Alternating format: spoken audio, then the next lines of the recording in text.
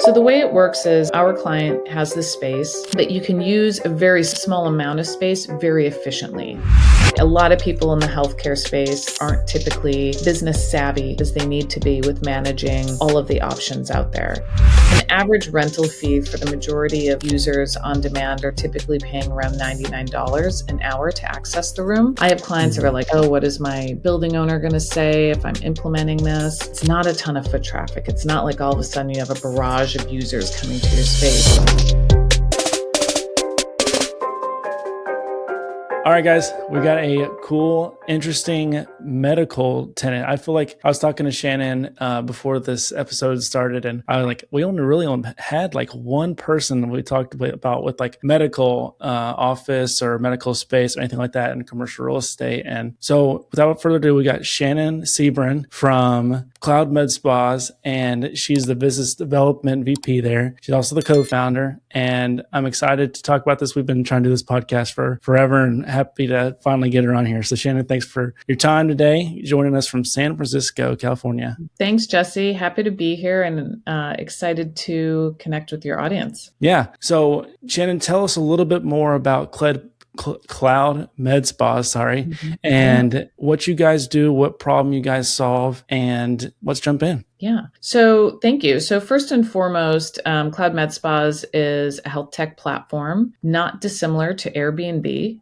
And we help our primary client with leveraging their underutilized exam rooms or space to be able for them to rent out their space on demand to other practitioners, beauty specialists that are entrepreneurs seeking on-demand space. What we have learned, we have a brick and mortar location in Boston, which has been up and running for about 6 years. And it's been a wonderful test kitchen to understand users of on-demand space, users who are entrepreneurs in the health, wellness, and beauty spaces, and sort of learning what they need to thrive as entrepreneurs, solopreneurs in their individual businesses and practices. So we're excited to bring a solution to the primary client of ours, who is the space owner who's looking to potentially generate additional revenue for a footprint that might be too big, underutilized rooms, days of the week. They might be in the OR or not at that location that they can rent out their space to other practitioners,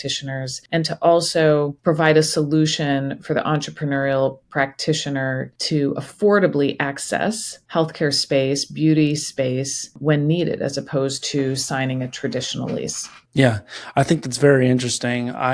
We've not done a lot of medical stuff, but we've done a lot of office medical stuff where it could kind of go both ways. And I've talked to a lot of people that want to bring in their own office, right? But they're scared about signing a lease for, 3-5 years with, and they want to do so much build out, and build out is not cheap at all. We're looking at a space here in Garner, North Carolina, and I think the upfit on it was going to be like $300-400 a foot. And then we haven't even started paying for, the actual lease itself. And so that can be a scary thing for new business owners or even building owners. So let's say you own like a multi-tenant one and you're scared about leasing it up. This could be an easy fix. So talk to me a little bit more about how the function of this works. Talk about the platform itself and how, let's say that I'm an owner of a building and I've got a second or third floor in my space that is not as much utilized, but we'll just assume it's ADA compliant. But yeah, definitely.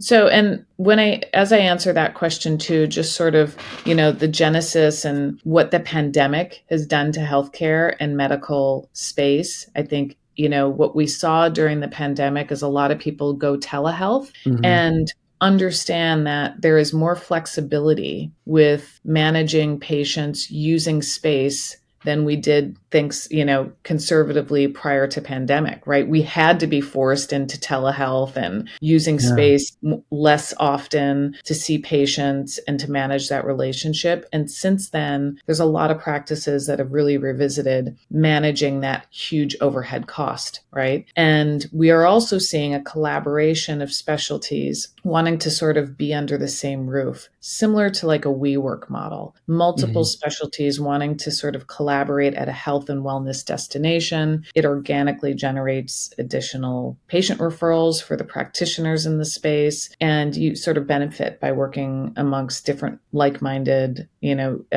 practitioners as well. So the way it works is our client has this space. It's non-discriminatory based on how much space it is. We have clients that have 1 room. We have clients that have 10 rooms. But you can use a very small amount of space very efficiently. That's what we've learned in our brick and mortar one location in Boston. The average tenant renter of your space is going to be in your space 5 to 20 hours a month. So if you think of having 1 room and that space might be available 5 days a week, 8 hours a day, that's a lot of available rental hours. And 1 room doesn't make sense for one person. You could have many different people using 1 room, efficiently maximizing the cost of that space. And what our software does is manage the scheduling and the utilization of that space so that practitioners who are members at that location can go onto the app, see when the space is available, schedule their time, book their time in the space, and use it that way. So the space owner really is taken away from the headaches of managing the user of the Yeah. space. I have a lot of clients who I've talked, who started with us and said, I tried renting my space to other practitioners and it just became a headache. I didn't know how to price it. I didn't know how to manage utilization of the space. A lot of people in the healthcare space aren't typically as business savvy as they need to be with managing, all of the options out there. So our scheduling platform really does support the users of the space. It has an onboarding that helps with the liability of the user of the space so that the owner of the space is not absorbing any liability from who is in that space, which a lot of our physician space owners, practice owners really love, because the last thing you want is more liability. Sure. So that's really the simplicity of how it works for our clients. We have very successful lead generation, renter generation practices in place that we help our clients implement so that they get a steady flow of interest of users to their space. And it basically is leveraging one of your most expensive assets. You already have that asset. Why not build in a secondary revenue stream to help support your lease payments, your mortgage costs? Maybe you're offsetting a front desk person in your practice. There's so much opportunity to leverage additional revenue this way. Yeah, I completely agree. Again, I haven't done a whole lot in the medical space. I keep saying that, but even in my short amount of time and the small examples that I've had, there's always like, oh yeah, we've got this other space I didn't think about that we're not really using. That could easily be something that someone could get Cloud Med Spas and can rent this out and get more money a month. Like that's what everybody's after anyways. And helping with, with mortgage, with lease, whatever it is that you can feel like you can take on a little bit more if you've had this in your back pocket to help you out. So a couple quick questions as you were talking. I'm thinking in my head, like, okay, because I've done Airbnb before. What's that changeover look like in between different users? And like, do I need to make sure that I have a cleaning crew on standby, or is the person that's renting it responsible for it? Talk us about that. So each location sort of has their own sort of expectations for their renters on respecting coming in and leaving the space. Depending on, the procedures and the utilization of the space, there really is very little disruption of a space. A lot of our spaces are used by aesthetic practitioners, people who do non-invasive, aesthetic procedures like injectables and things like that, facials, stuff like that. So it really isn't a huge disruption. It does help to have someone on site if you can. Just make sure the rooms are ready for the next renter who comes in. But we have seen very little need to manage that space. The renters, the practitioners that are using the space feel so lucky to have access to a beautiful facility or, access to an existing practice to see their patients. And so they want to leave the rooms as they were when they came in. And so the majority of users are primarily in the medical aesthetic space. We're now seeing a diversification of renters all throughout the healthcare space. We're seeing a lot of concierge physicians using the space, practitioners who only need to see patients a couple times a month in person. We see a lot of nutritionists, HRT specialists, weight loss specialists, everything. So, and then we're also seeing this new wave of practitioners who are leaving residency, not wanting to take on more debt. The traditional route of leaving residency is you either obviously get hired into a hospital or become a part of a private practice with which you take on more debt as well. And we're seeing more practitioners sort of want to manage that experience and have control over the growth of their patient base, the growth of their practice, and want to sort of, slowly work in and grow their business as opposed to jumping in, purchasing a large space and taking years to grow their patient base. Yeah. Something that I was thinking about as you were talking was if I'm on the other side, so like let's say that you're the building owner looking for a place. Let's say I'm a nutritionist. I want to have like a space to come and host clients. Let's say I have a few today. Like how am I finding you on Cloud Med Spas? Like what does that like? You mentioned a little bit of the marketing, but talk to me about how we find you as the Sure. building owner. So obviously we have a great search feature on our website that helps you sort of select your region and see which Cloud Med Spa locations are in proximity to you. And then it's very easy to connect with the Cloud Med Spa location owner through that map and start the conversation and be able to see the space and understand, what the availability and access is for that space. Mm-hmm. The other thing is we work very closely with our clients when they come to market, when they join us, with ways of getting word out in a specific market that this is now an opportunity for individual practitioners so that people within a 30-mile radius really understand, oh, now I can use a Cloud Med Spa space and location. We're also working, closely with sort of existing demand focus similar platforms that already have the engaged practitioner who's working independently, who probably doesn't already have access to space. So there's a lot of communities out there that have a captivated group, whether it's chiropractors, people in the beauty space, or healthcare, who are looking for space on demand in addition to all of the other service support they need to run their independent business. So we are very optimistic that flow of demand and users of space is going to grow exponentially over this next year. And so that when our clients come on board, there'll be a very sort of high demand and need and drive of potential renters to your space. Yeah, no, that's cool. Something I was thinking about it too is let's say I'm the business owner and I also own the building as well, because I think that's a lot for the medical space world. How can I position the room to cater to all these different people? What do I need to make sure I have in there that's going to make this very marketable across the board to anybody from, it sounds like you're doing like Botox or down to like nutritionists. How can I position this room to succeed? Yeah, great question. Very minimally. The majority of the practitioners, for example, at our location, our flagship in Boston, bring most of the accessories, tools, products that they need when they're in the space. So they're typically walking into the space with a small sort of wheelie carry-on bag size piece of luggage. The room is outfitted with a beautiful reclining exam chair, with the necessary countertop space for practitioners to be able to obviously lay out their products or whatever procedure they're performing. Some locations, we do recommend locations have sharps disposal, things like that, so that people who are injecting have a place to put their sharps. But really simple, well lit, comfortable, aesthetically pleasing rooms, but extremely minimal. There's no need to provide, everything. Plumbing is needed for very few specialties. So having, plumbing in every room, which can be quite costly for the space owner, we don't see the need for that. So just having a very sort of clean template so that the practitioner, the user of the space can, do whatever they like while they're in that space. Yeah, no, I mean, that makes a lot of sense. You want something that's going to be kind of catered to everybody. The biometric stuff, like with, that's the right word. The biohazard stuff that you can run into. That's like, I could see that definitely being a concern. And I guess that would that be on the owner of the building to make sure that that gets taken care of? Okay. Yeah, to contract with the sharps disposal company who comes in once a month or once a quarter to pick that up. Yeah, so someone would have to be managing that from time to time. I didn't even think about that being a separate, like thing that you contract out and you don't have to worry about it. Is Yeah. that I'm assuming you guys would have like connections in the We regions. do. We That's have cool. referrals for any independent,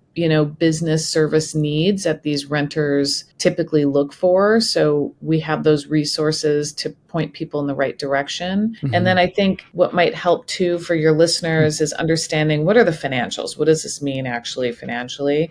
Yeah. An average rental fee for the majority of users on demand are typically paying around $99 an hour to access the room. We do encourage our location owners to also charge a membership fee, a monthly membership fee. So think of it like a gym membership fee. When you join a gym, it's a nominal price typically that if Mm-hmm. you didn't go to the gym that month, you're not considering canceling your membership because it's not hurting you enough to do that. If anything, it's motivating you to use it next month. And so those fees are typically under $100 too, but it really is a commitment from the user of the space who, as you can imagine, is not carrying any liability for utilities, for staff, for keeping the space clean. So it's a very low fee to have access to beautiful turnkey rooms and For exam sure. rooms. So if you have a user of your space renting your space, conservatively speaking, 5 hours a month, that's an additional $500 in rental revenue for the space owner. So think of having 10 of those renters. Yeah. Think of Yeah. having one renter who's probably in there 20 hours a month. So it's just additional revenue that it's like, hey, amazing. And it's not an extraordinary amount of foot traffic. I have clients that are Hmm. like, oh, what is my building owner going to say if I'm implementing this? It's not a ton of foot traffic. It's not like all of a sudden you have a barrage of users coming to your space. Tuesday, you Yeah. might have someone in there for a couple hours. Thursday, there might be two people in there separately for an hour here and there. So it's really nothing that's disruptive or that implicates the sublease territory, right? It is not a sublease because they're not using the space enough to be a sublease. Yeah. Well, and two, you're not like handing off the room to somebody you don't know. You're still operating the room to a degree. You're just kind of like letting somebody borrow it for a few hours, kind of like the Exactly. WeWork model, like you're saying. Yep. So, and I would have to imagine too, like you just mentioned, not a lot of foot traffic. You're probably only got maybe 2 to 3 people at a max using it a day, not including like the person that's running it. Mm-hmm. Because I'd Yep. have to imagine there's people. It's probably like whoever it is, the professional, medical professional, and then the patient, and that's probably Correct. about it. That's probably about Yep. it. So you mentioned it's on a like a gym membership, like a monthly thing, Mm-hmm. and then they Mm-hmm. pay on top of that for the different hours. I want to Yeah. make sure I heard that right. Yep. So when users enroll in the space, so I've seen your space in Raleigh, I want to begin using your space. I go onto the Cloud Med Spas app and I complete my enrollment. The enrollment requires me to specify my occupation, my specialty, if necessary for certain specialties in the healthcare space, to Mm-hmm. upload and show my proof of malpractice as well. Some practitioners need medical director supervision. They have to upload that. These are all buffers and requisites, prerequisites that are required for different healthcare practitioners to practice independently. And they all know that these things are needed. They also agree to terms and conditions that they're liable for everything, all the information they upload on the app. They provide a form of payment so that the payment processing is very easy and taken care of in the app. So that monthly membership is just deducted every month from that form of payment from the member, and obviously hits your account. When they go in to reserve space, they pay at that time. So they've paid for the space before they come and use it, right? You're not tracking anyone down trying to get paid later. And what's nice from the owner perspective is your visibility of the software is very clean and concise. You have a calendar view every day. You can see who's coming in when. If you want to shut down a room or you want to close down the access to the space next week, you can go in and change that access and availability have access all the time to adjust that. If there's a renter you no longer want to be in your space, you can deactivate them. So the control is always in the space owner's hands, which our Yeah. clients love. And the retention of the renters is extremely high because their flexibility and the transparency of the opportunity is very clear. Yeah, I'd have to. I can easily see that, especially if like once you find them, and they're like, "Oh, I like this space. This is super close." Or they Mm-hmm. have clients. Let's say that the patients can't travel very far. I'm sure that's part of it as well. And it's okay. Mm-hmm. This is a known spot that I can come back to. And one thing that I think of when I think about stuff like this, because I have a friend that had a business owner similar to this, but he was going to do it for pickleball, and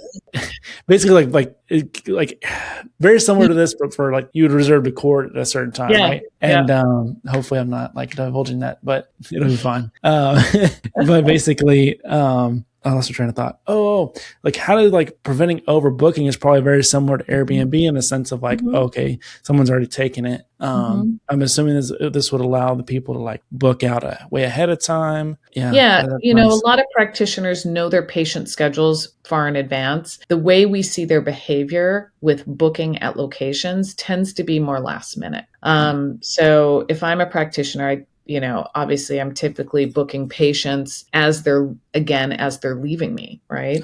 Oh, So I know I'm going to see them in 3 months or 6 months. And so I know my patient schedule, but I'm probably holding off on hmm. booking in the space because, typically when you book in the space, you're paying for it. Yeah, We can adjust the software so that even if I book the space in 3 months, I won't be paying for it until 2 weeks out from the booking. So we that's nice. can delay the charge and encourage practitioners who are using the space to book in advance and they won't be charged until 2 weeks out. And we understand life happens. Patients cancel on you. You Yeah. have to adjust your time in the space. So with that, we encourage our space owners, if someone needs to cancel, credit their account. Hmm. Right. So those 2 hours they were using next week will be credited. And so next time they rebook their patient, it'll come from that credit. And so we just have processes and understanding of how the space is used that really, supports both the user of the space and the owner of the space. All right, it's Graham here. Let's be real. How long have you been saying you're going to get into commercial real estate? Has it been a year? Has it been 2? It's intimidating, I get it. But Commercial Academy just launched Fast Track. And honestly, it removes every excuse that you've been making in your head. For one really low price, you can get an entire library of J. Scott Shields' education online. All recorded by Scott himself that has decades of proven strategies that's created a ton of millionaires. And now it's at your fingertips whenever you want. Plus, you'll unlock their deal-crushing software, their opportunity evaluator, and their quick check. This stuff makes analyzing properties easier than just checking your email. And here's what blew my mind. Every Fast Track member gets a free ticket to the next Commercial Academy live event. That's hundreds of hungry investors, coaches, and J. Scott Shield in the same room. If you're done making excuses and ready to start making moves, this is it. Remember, it only takes one deal, one time to change your life forever. So text Fast Track to 888-653-1199. Again, that's 888-653-1199. The next wave of commercial real estate millionaires is starting now, and Fast Track is where it begins.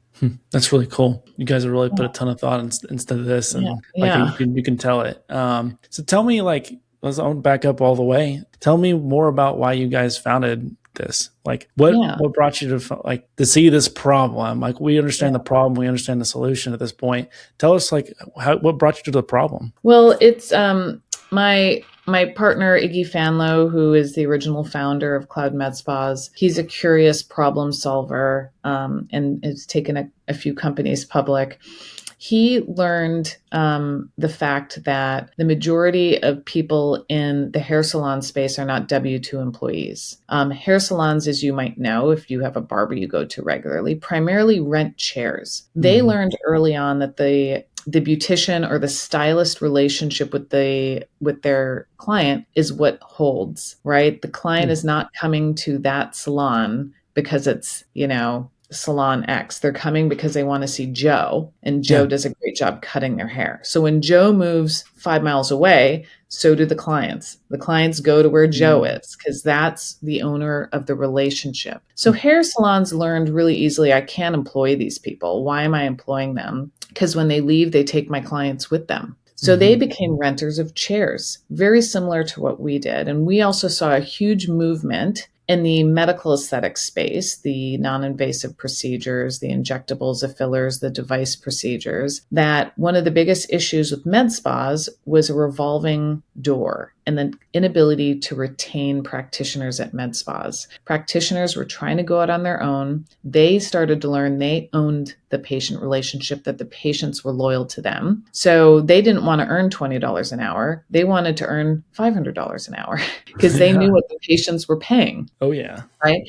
And so that it was an HR issue. It still is a huge HR issue for med spas. So Iggy Fanlo basically was like, let's create the space so that practitioners can go out on their own without taking a $500,000 loan to start their med spa. They can go out on their own, treat their patients in our space. We also provide access to the injectable product they need, which is prescription product at our location. So we're kind of breaking the barriers of running your own business and saying, hey, just buy what you need when you need it, when you're treating Yeah. your patients. You control your patient transaction, your margins. And now instead of earning $20 an hour, these practitioners are earning $500 an hour and more. And they're only paying $99 an hour to be in the space. Yeah. Right?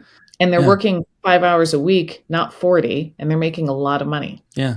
That's So really that cool. was sort of the impetus of this. And then realizing a lot of people in the aesthetic space, in the healthcare space, now everyone's trying to sort of control their margins, earn more, work less, and have access to space in order to implement your business is one of the biggest needs, but most expensive and risky. Definitely the most risky. And I think that a lot of people really want to open up something and they don't understand exactly what they're getting themselves into. And so Right. until they get really close to signing that lease and they're like, oh, maybe this is, I mean, that, like, I feel like they feel like this is what they have to do. And if they don't know about this, then they're going to walk themselves into potential trouble with the lease, or even buying a building. Maybe I would recommend going and doing that as your first business expense, because it's going to be your most expensive overhead, and there goes all your margins, like you were talking about.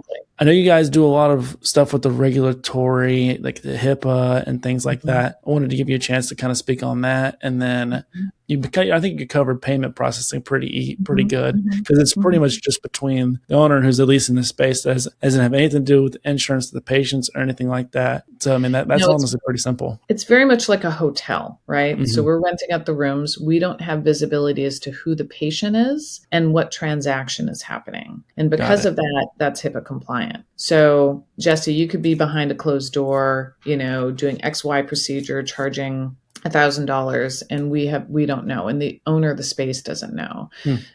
But you have also proven that you have the malpractice and the medical director's supervision necessary to work independently. So the liability falls on you and your supervising medical director, not on the owner of the space. And so all of those requirements, you cannot be a renter of the space until you have uploaded all of those requirements during the enrollment app in the app. So that's what, really covers the owner of the space, because their lack of knowledge as to who the patient is and what procedure is happening. Yeah, that's great.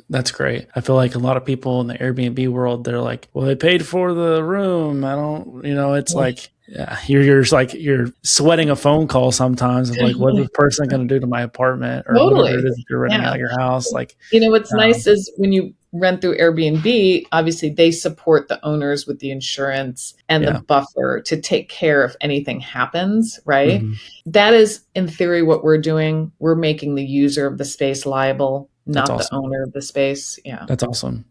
So the only, the most glaring objection I could see someone having at this point is like, it just seems like I had, it's a great platform, great software, but like, I just don't want to spend so much time managing this little bitty room. What are some things that you would combat that with, and how some owners you've seen make this as seamless as possible? Great. Yeah. I mean, every good opportunity requires effort on the front end. And so we tell our clients, like, how much time is this going to, take out of my schedule? Launching a great opportunity doesn't come without its efforts. This is an opportunity that can be passive income if you set it up right. What we have learned with our locations is once you get the first 2, 3, 4 renters in the space, the acquisition happens organically.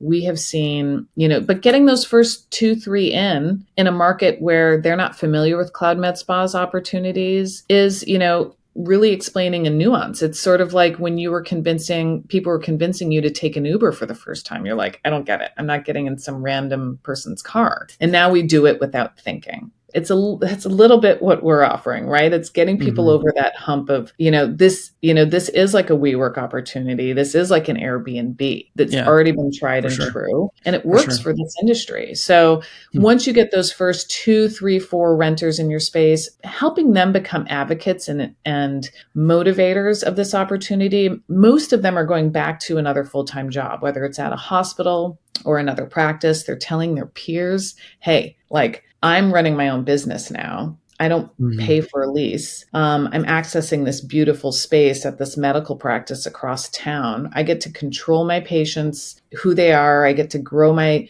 business slowly over time without incurring all this upfront debt and risk. This is great. And we've Mhm. just seen peer referral, user referral happen organically. And we always tell our owners, incentivize your initial renters. If Jenny can introduce a friend to the space and become a member, credit Jenny 5 hours for the next month, right? It's no skin off your back. It's a wonderful way to build community. And what these locations become are collaborative, healthy co-working spaces, not competitive, oh, there's one client walking through the door. That's not how this works. Everyone brings their own patients. People Mhm. aren't walking in off the street, right? But it becomes a wonderful community that now the nutritionist renter is referring to the aesthetic practitioner, because nutritionists aren't doing what the aesthetic practitioner does and vice versa. And, it creates a wonderful network of referrals that Mhm. happens organically and a great community. So that's sort of, all good efforts take a little time to get off the ground. When you get a bunch of really solid, good renters in the space who feel like you are empowering them and giving them opportunity, they become loyalists to this opportunity and they tell others. What's up? It's Graham here. I want to tell you guys about somebody who absolutely proves that this stuff works. We've had him on our podcast before. You guys might remember him, Sean Katona. Picture this. Sean started out flipping houses and he was doing pretty good, but he felt like he was missing out on something bigger. Then he met J. Scott Shield and realized that commercial real estate is just like residential real estate, except for you add several more zeros and commas. Sean jumped into Scott's training, rolled up his sleeves, and got to work. Fast forward to today. Sean has built an impressive portfolio. He's spearheaded over 80 deals and he's living life on his terms. And now he's one of Commercial Academy's top coaches and hosts. Talk about a full circle moment. And here's the exciting part. Sean created his own custom masterclass to talk about how he went from flipping houses to a commercial real estate master. If you've ever thought, man, I just need somebody to show me how to do it, and someone who's actually done it before, Sean's your guy. Sean's journey proves it only takes one deal, one time to change your life forever. And now he's handing you his roadmap. Text Sean Masterclass to 888-653-1199. Again, that's 888-653-1199. It's not just training, it's learning from someone who transformed their entire investing career. Are you going to be next? Yeah, I mean, I could totally see that. I could see like nail people versus hair people, them kind of Mhm. talking, and then Yeah. yeah, I mean, that makes a ton of sense to me. So if you're a business or a building owner and you have an extra space, how much more income would say you have one room, maybe two? Mhm. Let's just stick with one room for simplicity. Mhm. It rents out at a $99 an hour, right? How much Mhm. more money would you say? Like, what's the occupancy? How much do you think that an owner or user could feasibly get Yeah. more a month? So you can back into it by figuring out, if I have one room and I only want it available 3 days a week for this Mm-hmm. opportunity, you back in by figuring out the hours. Is it 3 days a week, 8 hours a day, which is 24 hours a week times four? It's roughly 100 hours a month. At 100 Mm-hmm. hours a month, when I mentioned having the average user 5 hours a month in the space, you could have 15 easily different users of one room, right? Yeah. Because Jenny doesn't need it at the same time, John needs to be there. They're all booking at different times, and the average booking is 1 to 2 hours. They're in the space, they don't loiter, they're in the space, they're seeing the two patients that signed up for that hour, and they're gone. Everyone is working very efficiently. So if you can imagine having one room and 5 renters at $500 a piece, right? You're generating wonderful additional revenue per month, right? That's another $2,500 a month. Maybe your lease Yeah. is $2,500. Maybe that's a wash for your Yeah. lease, That'd be amazing. right? So, I say work conservatively, knowing that you will have users that are generating more hours. It's always the 80-20 rule. 20% are, of your users will probably be carrying the majority of, profit of what you're generating. And the other 80% are sort of trickling, managing their business slowly, using the space minimally. But what's nice is the potential the biggest problem I tell my clients is having to get a larger space. That's a Yeah. wonderful problem. Or to Yeah. have to add another room that might be in the same building. Great problem to have. We want to have that problem. And so, but the cost and investment to start with us is very small, right? We are all about no contracts, no barrier to entry. So we tell our clients, the cost to sign up with us is $1,000 to get access to the platform and begin leveraging that. There's a monthly fee of $99. And we really, have a very thorough and simple process to launch our clients. We have a team of people to support them, not bots, and really get this opportunity off the ground.